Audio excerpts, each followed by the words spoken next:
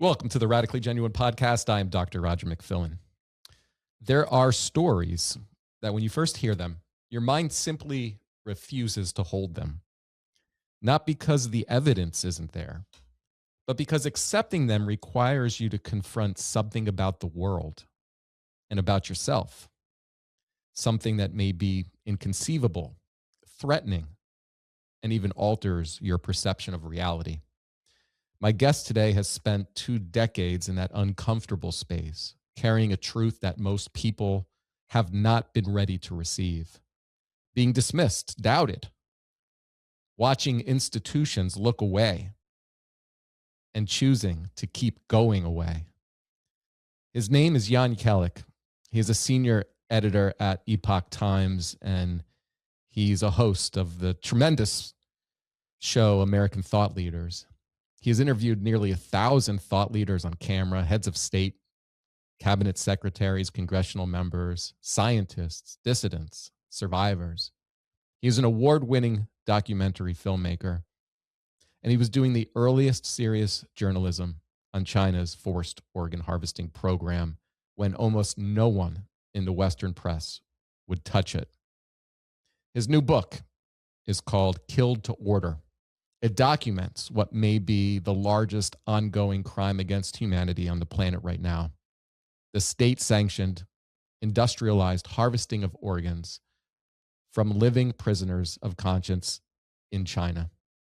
And I want to be honest with you before we begin, because I think honesty is the only way through a conversation like this. There is something that happens to people when they are confronted with information this dark. Jan has seen it for 20 years. You may feel it yourself right now, even just hearing the description. The mind pulls back, the eyes go somewhere else, a kind of internal static rises up, and the information stops landing. Psychologists have a name for it. It's a defense mechanism, and it's completely human. But it is also, I would argue, one of the most dangerous things about us, because I think we are in a moment right now in our lifetime where the forces working against human dignity, human empathy, and human freedom are counting on exactly this, counting on that this would be too overwhelming, counting that we would choose comfort and denial, counting on the fact that we will look at something this large and this dark and decide quietly that it isn't really our problem. And I ask you to approach this conversation differently. Jan Jekielek, welcome to the Radically Genuine Podcast.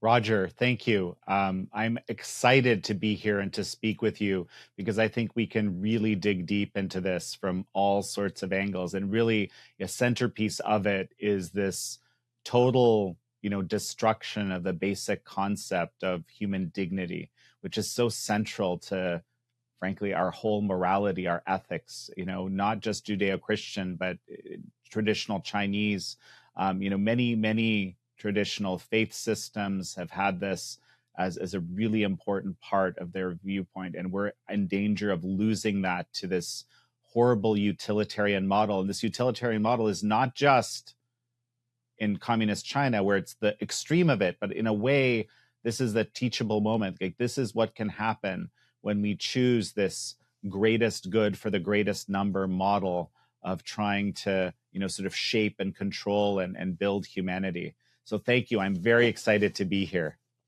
Yeah, it's an honor to be with you. And I was down in DC for your event with Rob Schneider. It was an amazing evening with amazing people. And I'm going to assume most of my audience has never heard of Falun Gong. And you came to this community at a very personal moment in your life. Would you be willing to tell us how you found them and who these people are? Oh, 100%. And it's actually essentially important in a sense to how this horrible macabre industry developed. So allow me to explain. So just, personally, I was I had a previous career before journalism, that was human rights advocacy. But even before that, I was actually an evolutionary biologist. That was quite a jump. And the reason that I had to jump was because I had something that some of your viewers may be familiar with. I contracted a syndrome called Guillain-Barré, or GB syndrome. Okay. This is an autoimmune disease. Your immune system goes haywire, attacks your nervous system. It's sometimes a type of vaccine injury. In fact, there was one of the COVID vaccines had it in its official list as one of the injuries that can happen. Rare, of course. But also it could be for other reasons. My own experience was I had this parasitic worm, ascarid infection. I had mono, and I also was in a very, very tough relationship. My own thoughts about it is I think this is what made my immune system toast and start attacking me, so to speak. And that really, was losing control of my body. I was a geneticist, also molecular biologist, geneticist. I was doing a lot of fine work. I had to, sort of hit little tubes with little pipettes and things like this. I suddenly couldn't do this. My gait changed, like just everything's double vision, all sorts of stuff happened. Okay. And basically it killed my career. I never had it at the level where some people do, where they can't breathe anymore and they die. That's possible. It happens actually to too many people, but I didn't have it that bad. But, let's just say it was a very defining moment for me. Okay. And I know that you like to talk about spirituality on your show. So I'll mention this as well. In this process, as an agnostic, I was, one of these people who apparently this is a common thing for people to do, whether or not they're faithful or not, is in these moments where they face their own mortality, they look up and they go, just in case, right? So what I said was, I promised God that I would give my life to service if indeed, I made it out of this predicament, okay? And what happened was, amazingly, it was a good decision to do that. But very not too long after that, a man that I knew I talked film with at a local coffee shop. I met him and I told him what had happened to me. He said, "Oh, listen, I've had chronic fatigue syndrome, and it's actually kind of a related autoimmune disease." He said, and I tried this Chinese slow motion exercise meditation thing. Maybe you should try it. It helped me a lot, right? And so I got this grainy DVD. I think we called them VCDs back in the day. And I was learning these slow motion exercises, and these were the Falun Gong exercises. So what is it? It's an ancient system of cultivation. And in traditional China, let's say, okay, you could think of it like a Chinese yoga. And these systems would cultivate not just the body, but it was mind, body, and spirit all at once, right? We compartmentalize these things even into different institutions in the West.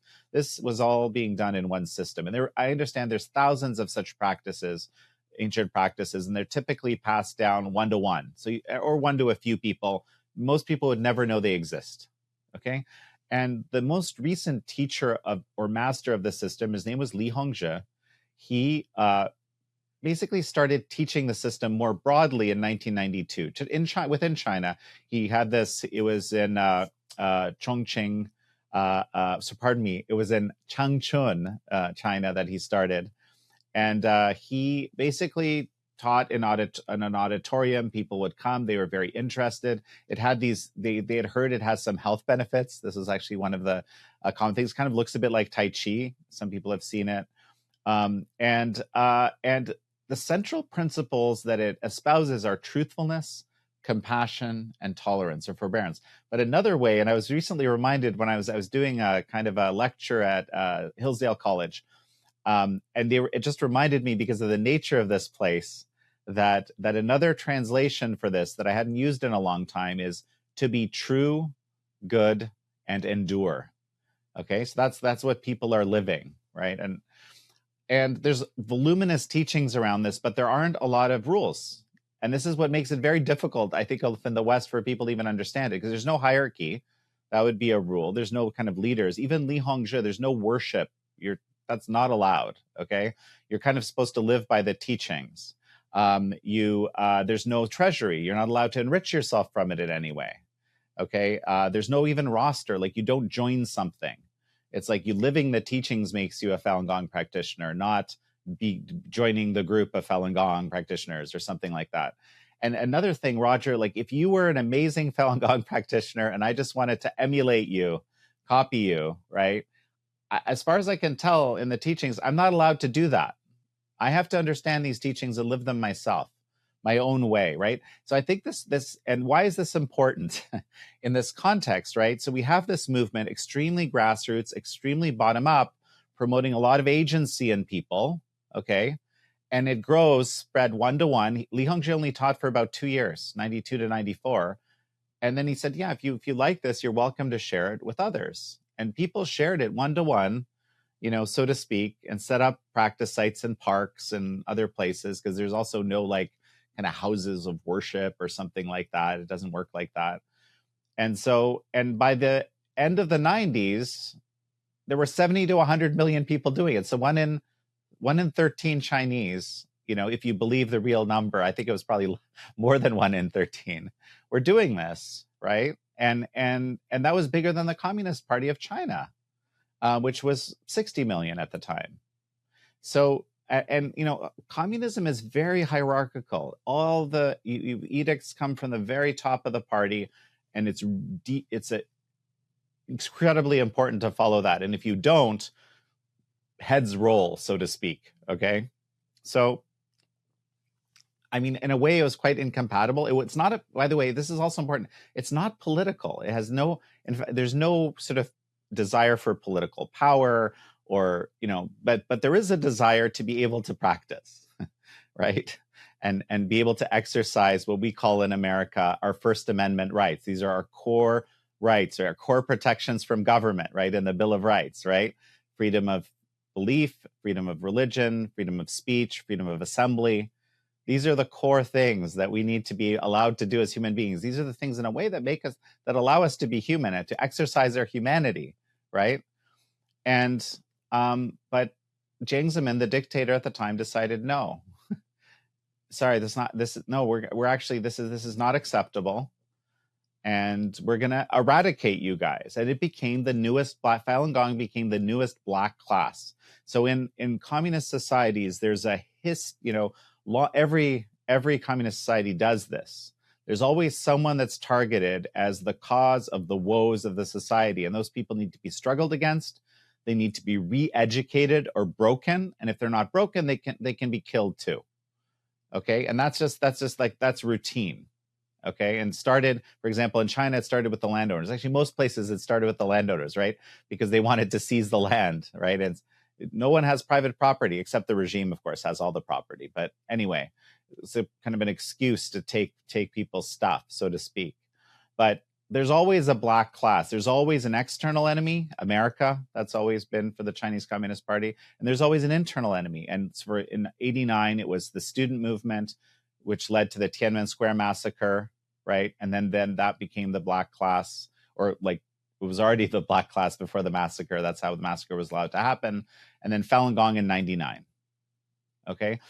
And now this sets up a very unique situation. This is how we get to forced organ harvesting at scale from prisoners of conscience. Okay.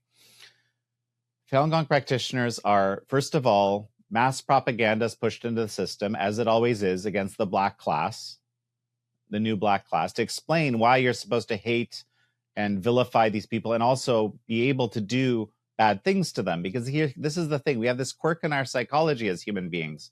We don't like to harm people generally. Like that's there's a small subset of the population that is perfectly fine with harming people.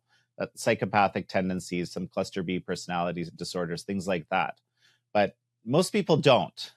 Most people, but people can be tricked into going along with it by imagining that people are bad or somehow dangerous or lesser than us. There's different variations of this theme, but like go back to the 1930s Germany and you'll see how that works. Okay. And even more recent times, which we don't necessarily need to talk about, but it's a very common formula. And it's always, before any atrocity, before any kind of mass movement against a group, you need that part, because you have to get kind of the broader population on board with doing bad things to a group, right?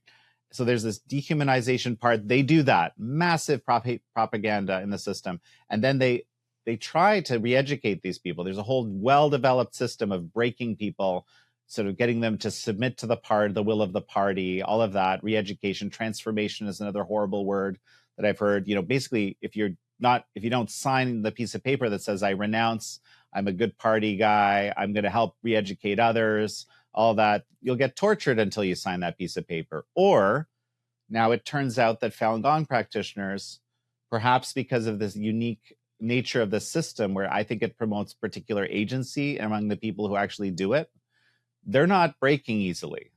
So now they're incarcerating huge amounts of them.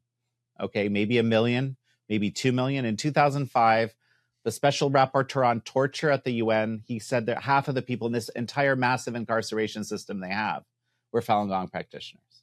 Okay, so they incarcerate a massive amount. And here's where you have the setup for the beginnings of this atrocity.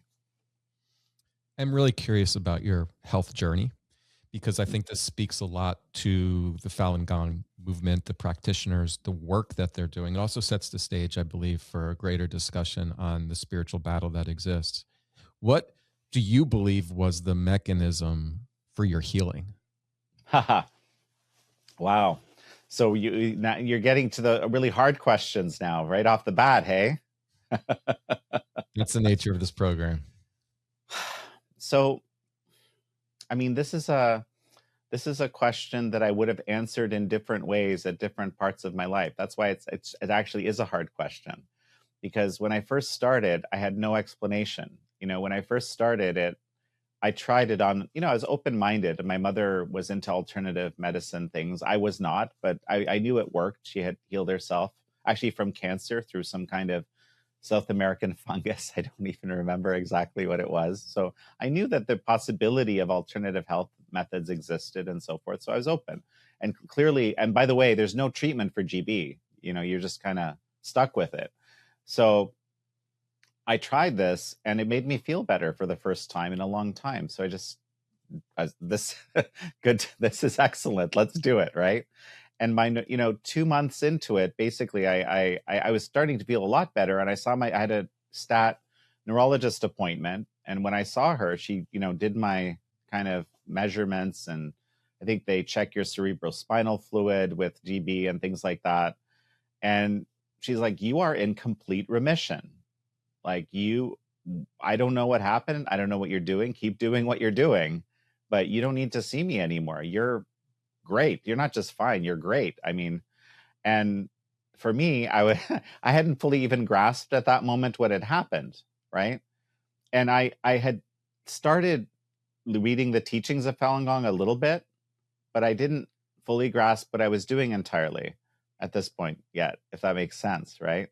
I just knew I had this just incredible experience. And I knew there was energy coming into my body. Like I'm a very, perhaps this is really good for my journalism career, right? But I'm a particularly skeptical person. It's almost like it's good for journalists, but it's not good for general life. Like everything that anyone's ever says to you, you're a little bit like, like you don't take anything. You almost take nothing at face value. You're just always a little bit, right? And so with this, it's not, I wasn't terribly against it, but I wasn't terribly for it either. It's not like I was like, of course, this is going to change my life, So it was remarkable when I felt this energy coming into my body doing this, because that's what happened, right? And that's the reason I kept doing it. And so, and of course, and I like the principles of truthfulness, compassion, forbearance. I thought that these are noble principles. I can get behind that. But I didn't really fully understand what I was doing. And I would read the teachings, and a lot of it is sort of rooted in a kind of traditional Chinese cosmology. It was difficult for me to kind of understand it at first. Okay. And well, okay, I'm gonna share something which I don't often share, but I think maybe it'll be good for your audience.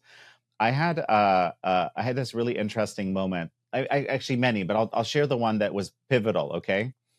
We have this standing exercise in Falun Gong where you kind of hold this, it's like a standing meditation almost. You hold these postures for a long time.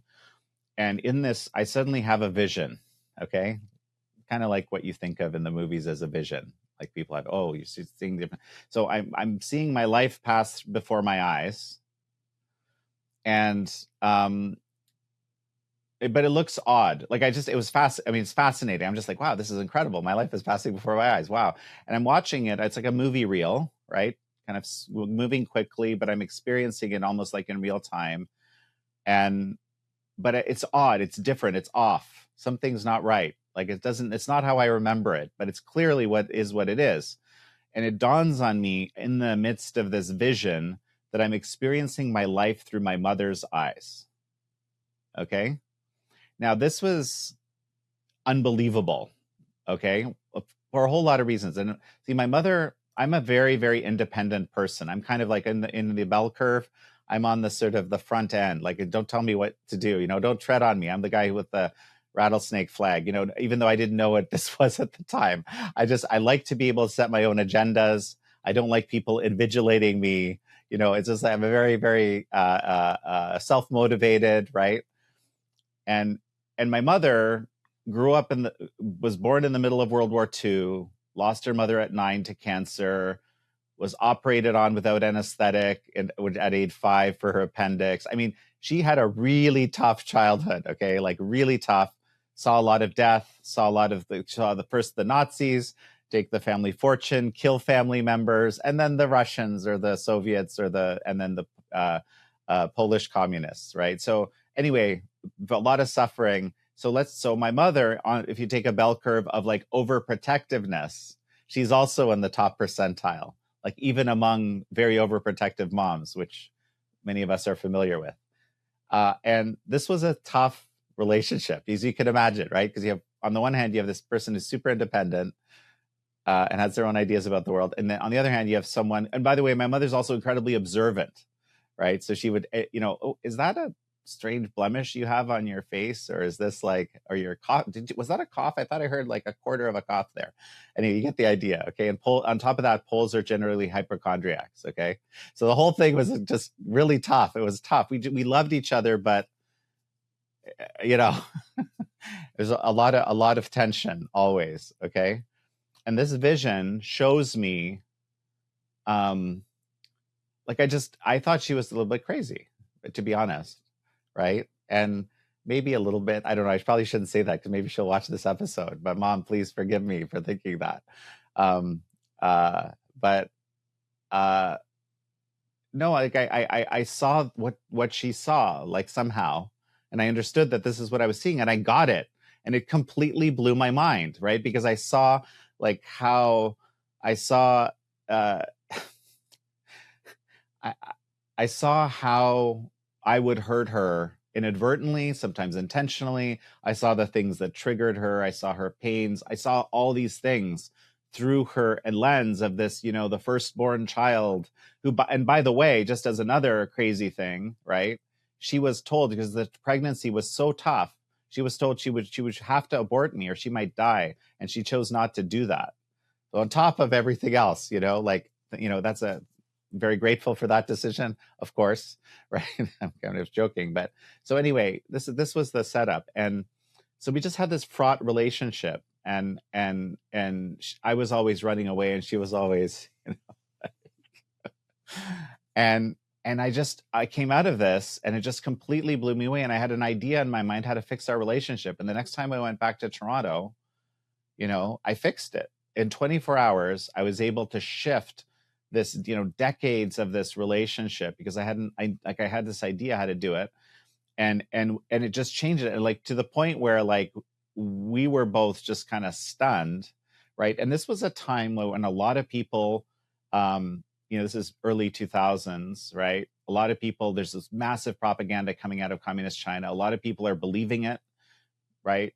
This is part of the reasons the Epoch Times was started back in 2000, was to try to counter, crazy narratives from communist China that a lot of people in the West were believing, like even that China was liberalizing and stuff like this. It was just a crazy narrative at its face. I can explain why in a moment, why it was obvious to me it was crazy back then, but it was a 95.5 issue, and everyone believed it, that this was going to happen.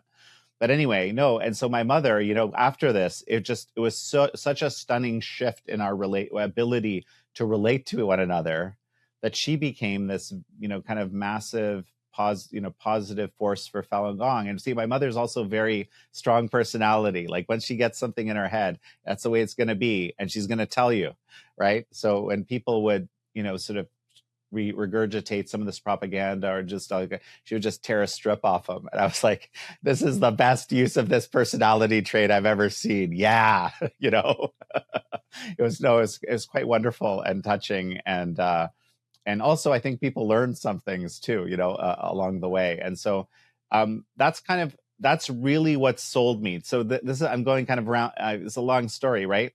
But if you want to know how I got into it, right? I got into it because of this amazing physical healing that I experienced, which was astonishing, right? But I didn't really fully understand what I was doing, and I didn't really believe that it worked because of how Li Hongzhi said it worked, right? But as I had these experiences like this one I just described, I'm not going to describe the teachings to you. That's something, better people get it from the horse's mouth, so to speak. But like I saw the teachings appearing in my life in ways, and that's another thing about it, which is really interesting. You're not supposed to practice, you're not supposed to pursue things too much. At least that's how I understand it. Like you kind of, you have an idea about maybe where you want to go, but you let those things kind of come to you in a way more than, sort of the rat race where you're pursuing. And so this is also fascinating because since that time when I kind of decided I would give my life to service, right? I've been very serious about it. Like, in some cases, making some really tough decisions around that, right? And it's sometimes I would just know, like, even I remember with my wife, right? Now I've had my wife, amazing wife of 21 years, who's just like the best person in the world. And I mean, everyone agrees with me, by the way. She's much better than me. And people say, yeah, you're right. You're told that you're not exaggerating it. This is true, right? I had to make decisions where I really thought this is going to be the end of this relationship but I have no choice because I've made my vow, right? But then afterwards it turns out, no, this is the only way it could have actually worked in the first place, right? And so I've had this because of, in my view, because of my commitment to truthfulness, compassion, and forbearance, or being true, good, and enduring, right? And being serious about that. I feel like this magical and committing my life to service, which is really, these things kind of go hand in hand, actually, right? I feel like I've led this amazing magical life. It's led me to be able to be on this podcast with, one of the top podcasts in the world with Roger, right? And who would have ever guessed that would be possible? I didn't know where my life would go, but I've gotten to help a lot of people. I've gotten to and write a book that I think can help people understand really what this regime that we're dealing with is about, which I still think, even though we've made a lot of progress in the last 10 years or so, I don't think we fully grasp how they think and how they work. And we need to do that to be able to deal with them effectively. Jan, your story is beautiful, and it's very familiar to me from other guests who've come on here when we start talking about the nature of disease. If I'm hearing you correctly, if we take out a kind of a wide angle lens and look back on your life, that this disease, the health problems that you were experiencing, ended up being a catalyst to put you on your life path. And I'm curious to know if that shift in seeing what this health journey was for you is actually, part of an expansion or an understanding or a life purpose, a life path that reflects on challenges in our lives as happening for us and not to us. Well, the answer, first of all, is that what you just described is a core principle of Falun Gong, right? In fact, it fits into that third, the Ren, or the forbearance. It's actually a more complex concept. There's kind of stoicism in there. There's tolerance to people. There's tolerance to pain. There's not seeing suffering as a bad thing, but in fact as a very good thing, right? All of this is sort of tied up in this third principle, okay? And so I try to live that. And in fact, when I look back, and I mean this sincerely, like it isn't just like, when I look back at that moment where I got GB, I truly think it was the best thing that ever happened to me. because I had a decent path. I was, I was doing well. I probably would have become some kind of, academic or something like that. That's where I was heading. It was certainly looked like that. And I would, this was so outside of my frame of reference. But when I look, I mean, it just, when I say, I live this wonderful life, I truly do. I mean, I'm not saying it's not hard and there isn't suffering. There is. All of this is true. Okay. But it's just, I get to, for a living, for example, you thank you for your kind words about American thought leaders. But for a living, I get to talk to people I find fascinating and learn from them. And people pay me money to do that. That is astonishing. Like it's just an amazing thing, right? Like who would have guessed, right? That could, it's like that for me personally, right? Like that's what I'm interested in. I'm not a financially motivated person. Again, there's these bell curves, right? Like I'm unusually non-financially motivated. I've discovered this about myself when I realize what people do for money. I'm like, you just sold your soul for money. How could you do that? That's crazy. Who would do that, right? But apparently it's more important to people than to me, okay, for a lot of things. I mean, I've never been tested with $1 billion. So, if anyone wants to try, we could explore. I'm just kidding. But I get to that. We have different things which are important, which basically edify us, which make us our best selves, right? Which where we flourish. And for me, talking to people where I'm genuinely curious about their life and thoughts and expertise, like that is where I love that. And I think it's where I shine. And I think that's why the show is a relatively good one, let's say. Okay. It's a great show, actually. Yeah. And there's awe and there's wonderment into how this all played out. And ultimately, when we're on our soul's path, there is an expression of this higher force. You can call it God, or you can call it love, or, there's words that describe this across cultures, but you're entering into this flow and you're letting that higher force source kind of express through you, right? And life becomes this experience where you're in flow, and there's joy and there's expression and there's love, and you're in alignment with that higher force, which brings us to the Falun Gong practitioners. And the way of life is there's a higher authority that exists.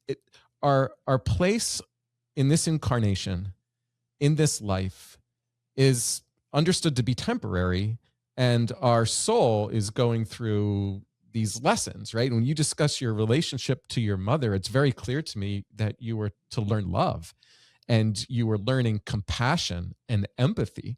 And when you describe your mom's journey, her life experiences, now you have this greater understanding of why she may have responded to you or raised you in the way she did. And so that's a depth of empathy that you get to see life through her eyes. And here's the kicker, right? Because of the particular, let's say, challenges and she made my life difficult. She gave me a lot of wonderful things. She also made my life very difficult. But to me, it's very obvious that these difficulties, some of these things which I really disliked, right, at the time, right, and actually probably most people would dislike, to be honest, right, actually were really important in helping me be the person that I am today, right, and be able to do the things that I do, right. It's very clear to me that those formative experiences, some of which were unfortunate, right, and not necessarily at my mom's hand, but in different scenarios, right, some quite unfortunate, okay, were actually incredibly important in forming this particular way of thinking, particular disposition that fits well into what I do today. Yeah, well said. Well said. So now let's talk about some specifics, kind of the mechanics of this and what's going on in China right now. And I think we're getting an idea why the Falun Gong people would be targeted by this regime. So how does a person become a prisoner of conscience, number one, in this regime? And then how does that, transition to becoming an organ source? So here's, let me just paint the picture of how this machine of death, or that's one way actually I've recently taken to calling it, works. Okay, so In a normal situation where you're an organ recipient, you're going to be an organ recipient, right? You need a new heart, let's say, okay, a vital organ. You're going to die if you don't get a heart in some amount of time. Sometimes you have to wait a long time. Sometimes you pass away before you get it. The reason for that is that to source an organ ethically, there has to be a catastrophic accident to a person that also happens to match you in a variety of ways: blood type, tissue type, size, okay, as a starting point. The histology, which is this tissue, the tissue aspect. So someone has to have that accident at a time when you are still able to receive a transplant. And that's why, you kind of the organ recipients, they've got a grab bag at home. They're ready to rock at any moment because the phone call could come in. That right person just had that motorcycle accident, and we're going to get you together. We're going to take the organs, give it to you. Done. Okay. Now, so it's rare. There were 40,000 transplants done in America last year. That's the record. Okay. Because of this reality, right? How is it that you get to a 2-week wait time and you can schedule a transplant? Okay. So there were actually ads before 2006, before we started to report on this, that literally said this online, right? Publicly available. And there were one of the original whistleblowers. This was the scenario: is a transplant surgeon who had a patient actually do this. I was like, oh. The prisoners of conscience are basically, as I mentioned before, caught by the system in the process of, eradicating them, initially attempting to break them. But as soon as some very evil person, and I kind of theorize in Kill to Order in the book who that was, I think I make a compelling case, I don't know for sure, figured out that you can actually monetize the idea that you're eradicating these already dehumanized people, and you also want to grow a transplant industry. Because there was this low-level transplant experimentation and stuff already happening before 1999, before 2000. We even have a surgeon that has confessed to killing someone by removing their organs during that period. Okay. But here, now what you can do, right, is you can keep someone incarcerated. You can blood type them, tissue type them, and organ scan them en masse and create a database. Okay. Now you have a database of all these vitals. So when someone comes in, pays that money, the moment that transaction is made, there's a database query that happens, and you have your prisoner of conscience pre-matched, ready to rock, so to speak, right? For a person with extremely loose morals, that person can be shipped and killed to order.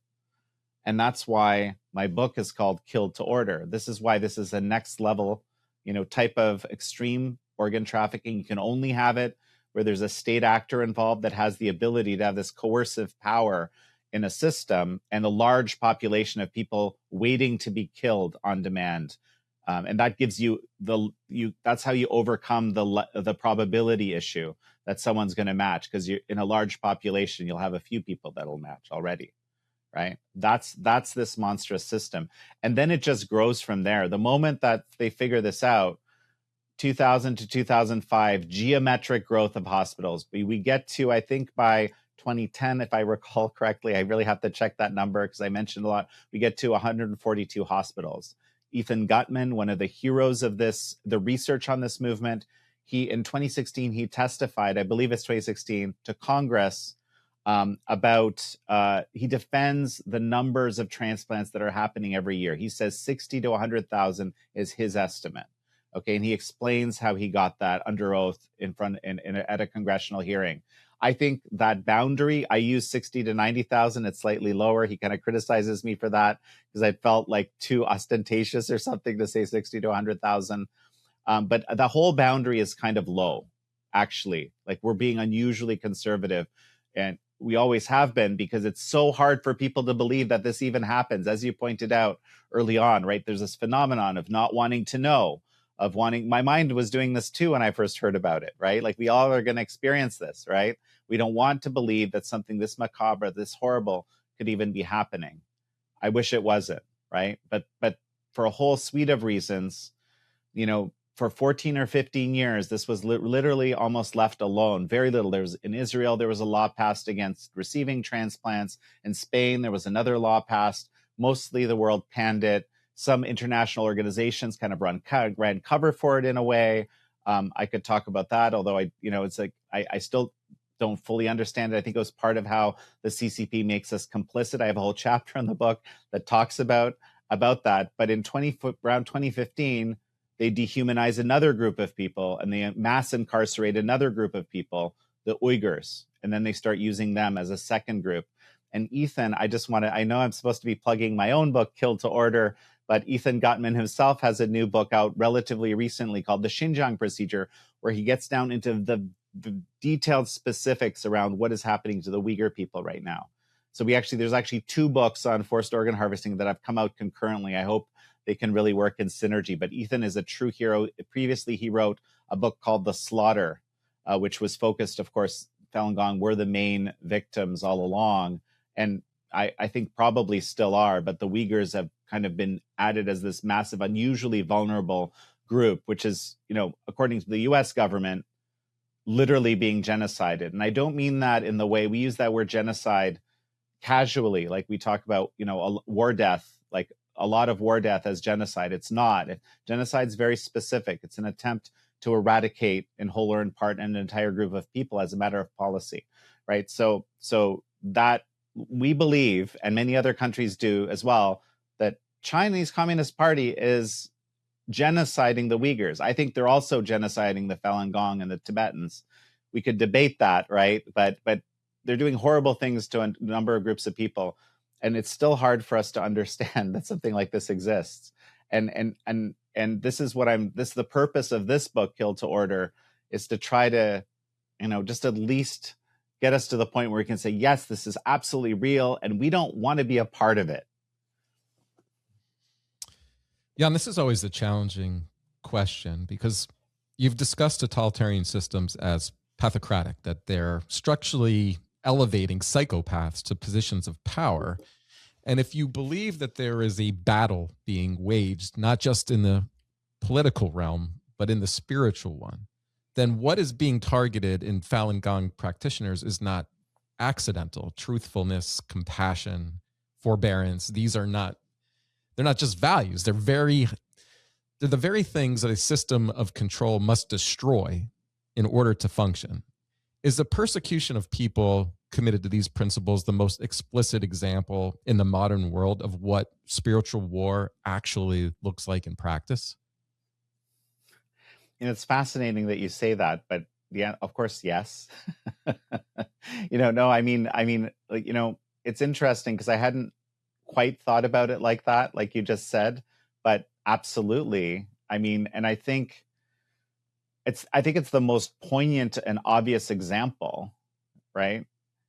If you understand, if you are able to accept, and I hope most people are at this point, on that Falun Gong practitioners, on their face, this is their kind of the centerpiece of their existence, is trying to live these principles, right? Then and they know they're accountable to a higher, as you said, the higher power, and they know that this is their life's work, right? And so destroying these people, these are the people that will never kind of allow for tyranny ever, ultimately, right? Because tyranny despises. This is the reason it's the First Amendment, right?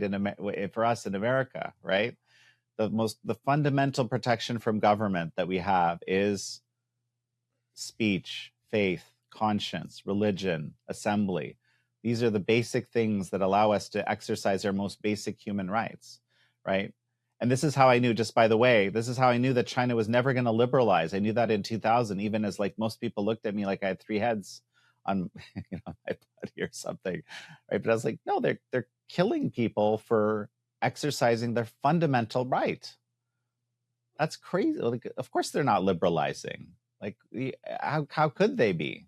They destroy all semblance of civil society. This is actually another thing I talk about in my book, is this amazing scholar, Chenggang Xu, out of Stanford. He used to be a fervent communist, got sent into the countryside, wrote some analyses the regime didn't like, spent a decade in prison himself, had a lot of time to think about it, and wrote a book explaining the genes of like the sort of, he calls it the institutional genes of communism, and he figured out fascinating things about how totalitarian systems are able to prevent themselves from changing, prevent that grassroots civil society change that changes a place like Taiwan or South Korea into a democracy out of a dictatorship, preventing that from ever happening in their system. So I try to, I kind of struggle with a lot of these ideas in the book. But to go back to your original question, absolutely, I think this is fundamentally a spiritual battle, and I don't get to talk about that aspect very often, to be perfectly honest. So I appreciate being able to, and I think the way you characterized it is frankly more astute than what I grasped, or put more astutely than what I grasped myself. So thank you. This transitions into another thing that we're facing. I don't think it's discussed enough. I've introduced it on my podcast. I've written about it. There is a global elite class that is obsessed with extending life, enhancing the body, transcending biological limitations. So there's billions are being poured into longevity research, organ replacement, which obviously creates a market for this, and technologies that treat the human body as an like upgradable hardware, like we're a series of parts. And I have to ask, is there some connective tissue here? When elites begin seeing the human body as a resource to be harvested, optimized, and extended, then who decides whose body has value and whose doesn't? Mm-hmm. I had to laugh when you said that, what's the connective tissue? I had a bit of a body illusion there. Anyway, it's like this a little bit of forced organ harvesting humor here on the side, Anyway, no, but we have to laugh about these things because this is so dark, right?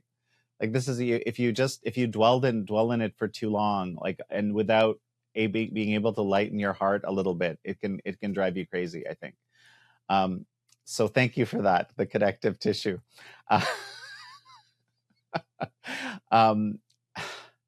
So how many of your viewers, did you ever talk on your show about the hot mic moment between Vladimir Putin, Xi Jinping, and Kim Jong-un was there, but he wasn't part of the conversation, in Tiananmen Square observing a military parade?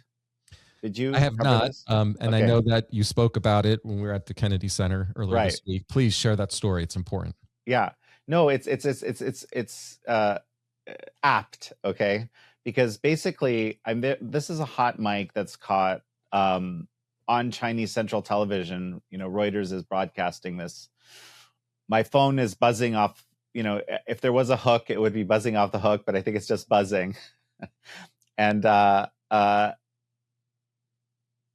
I'll paraphrase what they said, okay? Xi Jinping says to Vladimir Putin, when we're 70, we're just babies. When we're 70, we're just babies. Putin responds, he says, astonishingly, through continual organ transplantation, perhaps we can achieve immortality. Wow, okay. And then she responds, our target is 150 years. That's a truncated version of the conversation, okay? And for me, this was, a cathartic moment because I knew about what they call Project 981 in China, which is the Chinese version of this elite longevity project that you're kind of describing. That's not as systematized, perhaps, among the global elites, so to speak. Like people have their own versions, right? Transfusions, diet, next level hospital care, all this kind of stuff, right? And that's kind of what I imagine that the Chinese were doing. And I also knew, of course, about the forced organ harvesting industry, but it never occurred to me somehow, like the concept hadn't entered my mind, that the organ transplantation is a centerpiece of their elite longevity project. And indeed, there was this obituary that was sent to me some years back about like a state level minister. And sometimes you get this weird, creepy stuff, okay, from China, like this, where the author was gushing about how awesome it was that this guy had multiple organs transplanted before he died, right? That had extended his life. It was kind of, okay, this is weird, and probably related to organ harvesting, but it never connected me with this elite longevity project. So it's obvious that not only is this like a $9 billion estimated annual industry, which is, of course, a lot of incentive for people with loose morals, so to speak, to say it unusually lightly, but it's also obviously a centerpiece of this elite longevity program, which they call Project 981. And now, if you're a Chinese super elite, you have unlimited organs available to you, basically in perpetuity. Now that's someone, I was on a podcast with someone, we're talking about this, and I was like, so what would it be worth to you if you're someone who had no moral boundary to have unlimited organs available to you until, essentially forever, until you actually die? What is that worth? And the person said to me, well, that would be worth everything. Right? And I was like, yeah, I think you're right. Like $9 billion is nothing compared to what that's worth if you're willing to kill on demand for the privilege. Right? So now this is what's really interesting when it comes to your question, right? Is that some Chinese believe that Chinese state television is way too controlled for this to be able to have been a hot mic moment. And one of the theories, right? Let's call it an actual conspiracy theory, right? Because I think it's talking about a conspiracy and it's a theory. or as Brett Weinstein would say, it would be a conspiracy hypothesis. Okay, he's always educating me on this. I mean, reminding me, because I know the concept well. But is that this was not actually a hot mic moment? This was an advertisement, right? To people around the world who might have loose enough morals to take advantage of this system. But also, the moment you take advantage of it, you're buying into our system. You're buying into our worldview. Now you're with us, right? Now you're part of our, I don't know what to say, evil scheme, right? And we have you on our side because, they don't have a lot of people on their side right now. And frankly, their whole system is incredibly rough shape because it's, again, topic maybe for another podcast, but it's a parasitic system. It doesn't actually build anything itself. It doesn't innovate. It needs to steal. It needs to harm, basically. It needs to control. And I'm not saying that there hasn't been, economic development. There has been all sorts, but some of that economic development has been, that's the reason their whole real estate business has collapsed, because they did a lot of GDP growth through real estate building of stuff that wasn't useful. Right? That's one way you generally have to grow your GDP in a way where people can use the thing that you've made, right? But in these centrally planned economies, that doesn't necessarily need to be to happen. You just say what's going to happen, and it happens. They're in rough shape, and it's possible that they're. I tend to think it's a hot mic moment, by the way, just for the record. But it's just interesting that some people, in Chinese mostly, believe it. What I just said. You said something very interesting that just piqued my interest. It's around like a parasitic economy and a parasitic system. And when you start thinking about things from the spiritual realm, and I've had these conversations with people with various spiritual gifts, and they talk about the low dimensional field, the field in which the three-dimensional field of energy in which we inhabit, the density of this plane in this that we inhabit in this earth, is to survive on this and to create on this. The lower energies are parasitic, and they harvest fear, and they create control mechanisms, which is kind of this inner web of global elites that have created these worldwide systems that fuel a war complex, fear provocation, and a shifting of resources into the very few at the expense of the many. And a system like this exists in China, and it's very anti-life, because if we're talking about God, the creative life force, it's ultimately aligned with what everything is of nature. Nature is life. It's an expression. It's a life force. And we're living in a period of time where I think culturally, that there's some dangerous concepts that are being put out into our kind of zeitgeist, right? Where like life that's worthy of protection is being actively renegotiated. So abortion, euthanasia, assisted suicide, gene editing, even AI personhood. So when a culture begins sliding on that question, even here in the West, in the United States? Are we losing our moral authority? Like, is there a connecting thread between how we value life here and then our own capacity to be outraged by, what is being destroyed there? I think one way to look at what communist China is today is you could view it as a kind of a cautionary tale. Now, something that, of course, as you know, since you've watched American thought leaders before, I've done a lot of coverage of big questions we had during the pandemic. Let's just say a whole range of big questions, right? Including, where does this totalitarian impulse that we experienced come from? Like, was it just all here? And people were ready to pounce and force people to do stuff that they didn't need to do, or that these are, I think, profound questions that we really need to answer if free societies are to survive. Actually, I don't think we've finished litigating these questions yet, not by a long shot, right?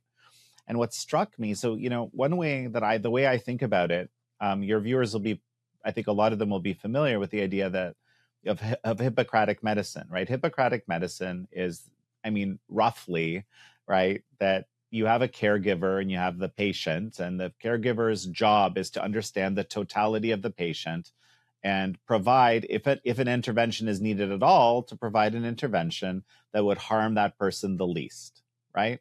And that's a wonderful system. The innate dignity of the human being is central to it, right? And it's a one-on-one relationship, and really you're only thinking about that one person, right? And then medicine more broadly, and even something like public health, becomes something where it's the emergent property of all these people being treated this way, in a very personalized way, right? That reflects their innate dignity.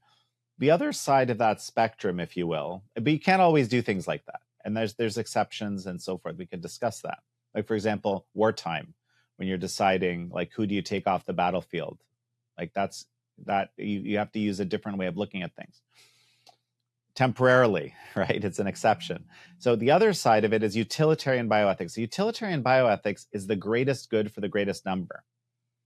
Okay?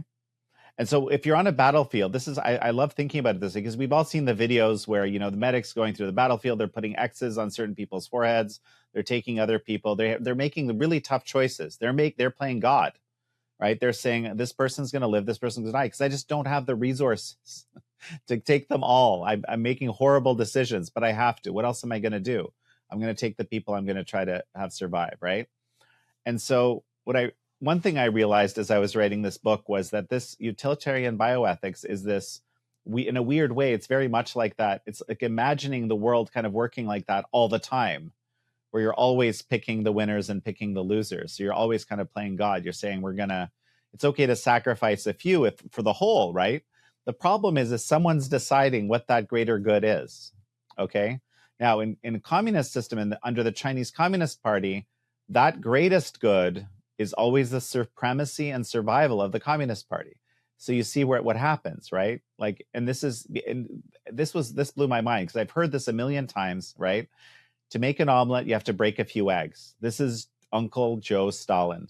I'm sorry for saying Uncle Joe. Joseph Stalin said this, or Walter Duranty. There's debate about that. But anyway, it explains why, to build this glorious utopia, Soviet utopia, we may have to sacrifice a few, right? But the effect of that is atrocity. And in every communist society, it's the same, because human dignity doesn't mean anything anymore. If that's what it takes to get survival and supremacy of the Communist Party, as being the greatest good, then that's what it takes. And so Chinese Communist Party has become the greatest mass killer in the history of the world, the greatest killer in the history of the world, over its, decades of rule, through this type of mentality. So what is our, it's to me, like, the obvious lesson, right, is that, this utilitarian bioethics, which has been on the rise in the West. There's an amazing book called Culture of Death by a man named Wesley Smith, who's been chronicling this he wrote it in 2000 originally. He saw it. He was looking at assisted suicide. He was looking at just different manifestations of this weird utilitarian instrumentalized view of the human being and model of medicine. Okay. and updated it in 2016. Unbelievable book that I think should be required reading for anyone interested in this space at all. And it, if I had read this book before COVID, I would have seen it a completely different way, right? I had to learn all of this the hard way before I got to Wesley's book, like year 4 or 5 or something like this. But anyway, that's where we will head to if we allow the sort of the apotheosis, if you will, okay, of utilitarian bioethics is the reality of the communist system, right? And so, one, we have to understand what's happening over there, how they think, what they allow for, the insane things which are acceptable, right? The total degradation of the dignity of the human being, the simplicity with which a top leader can be destroyed, the struggles they've had to get put through, the hells in life they've had to be put through to even get to that position, the humiliations.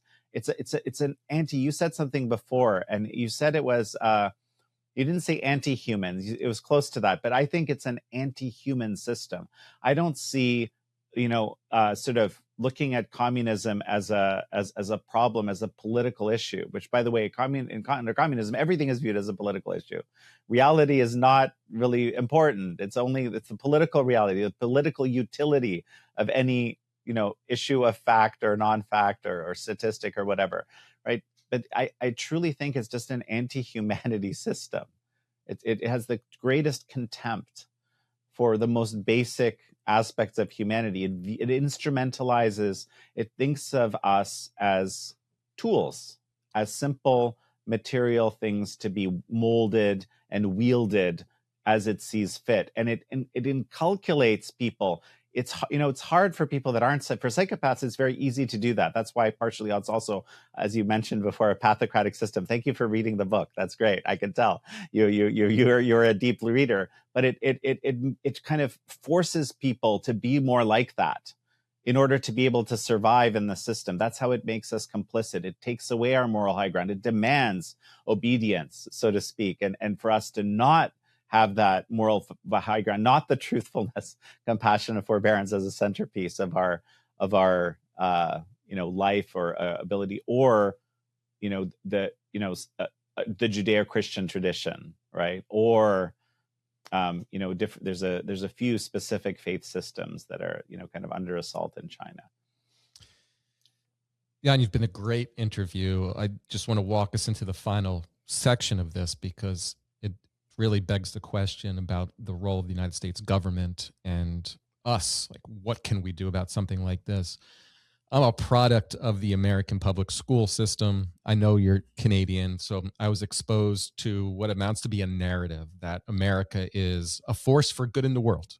And this often justifies our role, our foreign policy agenda, and it has justified foreign wars and the forever wars that we've been in here. And by its fruits you shall know it, right? So we kind of take a look at what that agenda, what's it born? It's born death, and it's born destruction. And here we are, we're in another war, and this is happening in China. American companies have outsourced its manufacturing, pharmaceuticals, rare earth minerals, technology supply chain, and in doing so has made itself dependent on a regime that is committing crimes against humanity.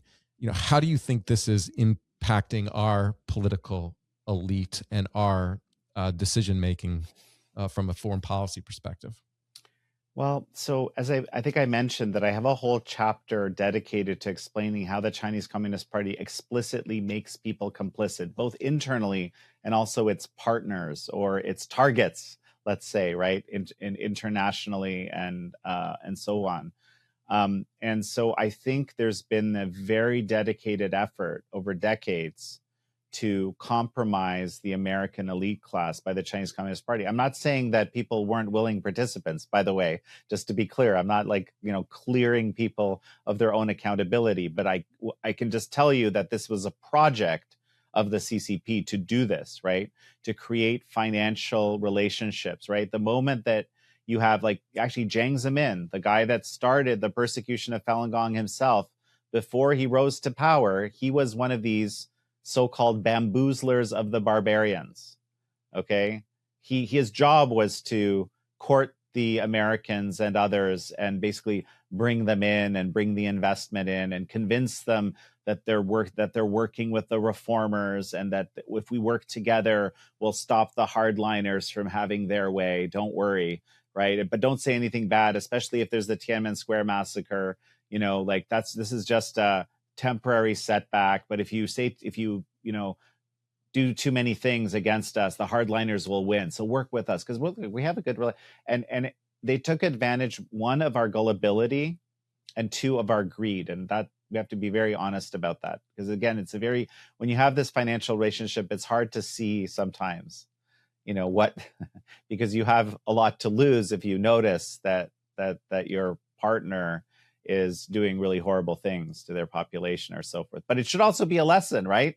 Can you trust someone that does that? No. And this is the part that I find so confusing, right? Because we've known all these years, I think, or many of us have known what the Chinese Communist Party is doing to its own people, right?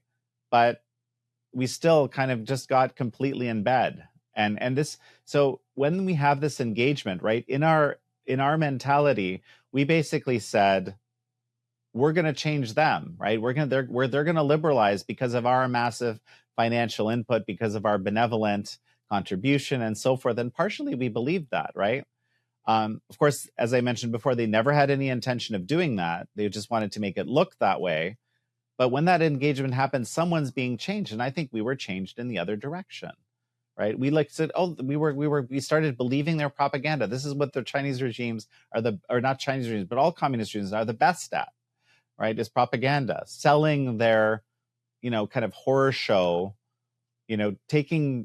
cherry picking the sort of the things that worked among the horror show and saying, look at the incredible great success. And by the way, all the bad things, that's propaganda against us. And we're just fantastic. And it's this weird specious ideology. I keep thinking about this because we just keep being attracted to it somehow. There's people with Che Guevara shirts. They forget that he's a mass murderer. It's like he's a cool guy. I mean, it's just, we've had this love affair with communism in the West, right? So I think that's also part of the reason, we kind of want to believe for some reason that the system is good. And that's kind of what's sold to us. So the effect of this all has been a lot of complicity and a lot of the Chinese economy insinuating itself into the global system and into the American system. And now, if we were to do what I think would be the smartest, would be just to cut them off, because like I said, it's very much as a parasitic system. Even today, as these flows have lessened quite a bit than from past years, from past highs, right? It would hurt us a lot. And this is what makes it politically very difficult, right? To just say, look, you guys have really screwed things up for yourselves and for a lot of people, right? And we should just let you have to deal with that, right? And let the Chinese people have their say. There's one thing we haven't talked about, right, is, this amazing movement of what's called the Quit the CCP movement that the Falun Gong practitioners have been enacting in China, sort of quietly helping people free themselves of communism, of at least the mental chains of communism and so forth. And that we might actually have a population that's quite ready to just have a normal society again, and not this obscenely hierarchical totalitarian system that, demands allegiance to it. Let that work itself out, right? And we don't have to go to war. All we have to do is stop funding the parasitic economy that is using our money to keep itself alive, right? Basically, the problem is that if we did that, we would also suffer, and it wouldn't be politically expedient. I mean, and that is more than just a academic thing, because if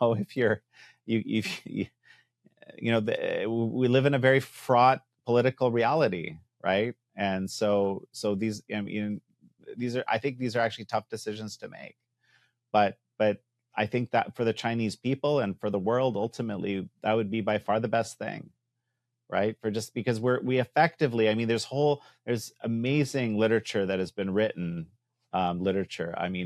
studies that have been done and then written as books, as literature, right? To show that essentially we built the world's biggest dictatorship.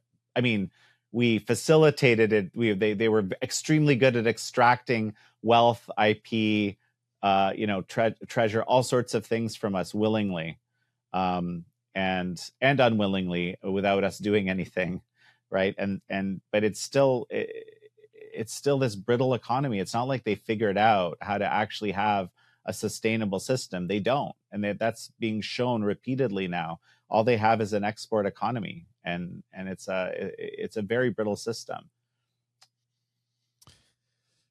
Jan, incredibly grateful for the conversation and for shining light on the darkness. And, often people hear something like this and then it's so overwhelming. They just shift their mind back into their lives and they forget about subjects like this because it's just so upsetting and they don't think there's anything they can do about it. The first thing I want to let the audience know is that this book has not really been written. Like, this has to be an issue that exposes this as a crime against humanity and reflects a shared values of everything that is good in all of us around the world is to take up issues like this out of love for each other. This is a human issue. And a lot of what we're talking about today is the spiritual nature of this.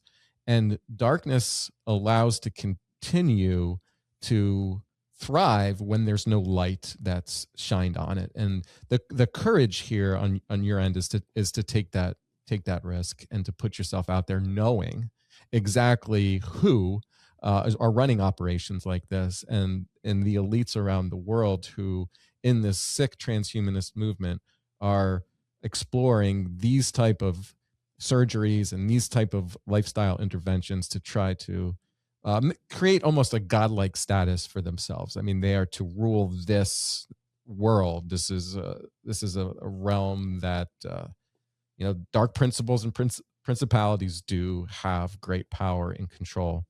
Just to wrap it up here, just a final word on what the average everyday person can do after being exposed to material like this, and then how can people be exposed to your work? Well, and thank you for pointing this out. Like, a big part of the book is just trying to help people understand the mind of that regime, right? And because I really think that our policymakers don't fully grasp it. I think we've made a lot of progress, but I still think that we're not quite there. And I think maybe through the lens of forced organ harvesting from prisoners of conscience, you could grasp it, because that's how they view you, right? As a tool to be used. And disposable, right? And this is, I think, maybe even Iran is seeing this with its lack of help.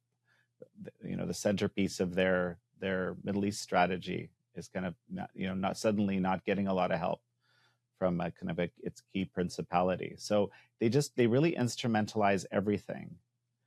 And I mean, my hope is, right, that